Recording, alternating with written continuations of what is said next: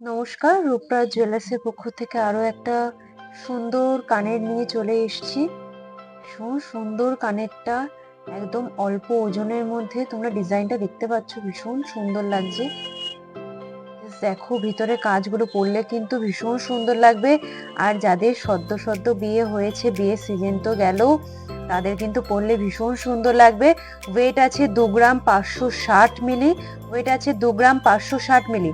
Approx আসতে পারে 24,000 টাকা।